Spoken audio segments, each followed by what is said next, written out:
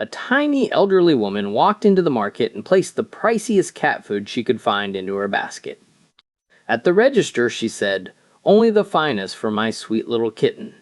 The cashier replied, "I'm sorry, but we can't sell you cat food unless you prove you actually own a cat.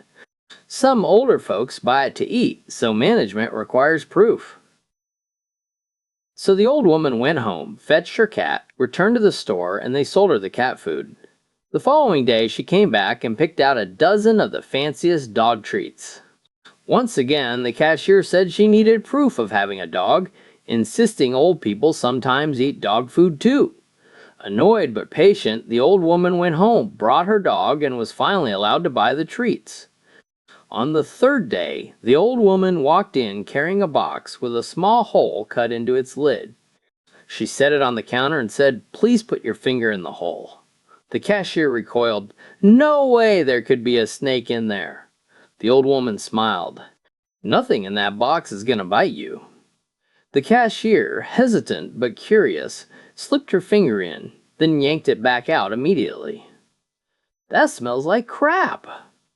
The old woman beamed and said, "Now, my dear, may I please buy 3 rolls of toilet paper?" Dave spent the whole morning boasting to his boss, saying, "I swear I know everybody worth knowing. Just say a name, any name, and I'll prove it." Fed up with the bragging, his boss finally decided to test him. "All right, Dave, what about Elon Musk?" "Oh, Elon and I go way back, and I can show you." They flew to Florida and knocked on Elon Musk's front door. Elon opened it and yelled, "Dave, what's happening? Great to see you. Come on in for a beer." Dave's boss was amazed, but still not convinced. When they walked away, he muttered that it must have been a coincidence. "No way, pick someone else," Dave insisted. "Bill Gates," the boss shot back. "Easy," Dave replied. "Bill and I go way back."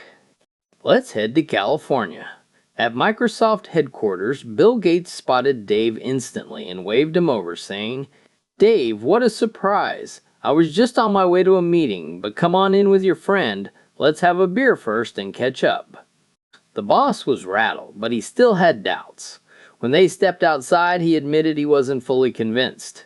Dave urged him again to choose someone. "Pope Francis," the boss said. "No problem," Dave answered. "I've known the Pope for ages." They flew to Rome and squeezed into the crowds in St. Peter's Square. Dave looked around and said, "This won't work. I'll never get his attention from down here." "I know the guards, so I'll head upstairs and meet him on the balcony." He vanished into the crowd. Half an hour later, Dave appeared on the balcony alongside the Pope.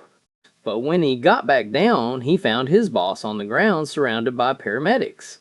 Dave rushed over and asked, "What happened?" His boss looked up weakly and said, "It was the final straw. You and the Pope came out onto the balcony, and the man next to me said, 'Who the hell is that on the balcony with Dave?'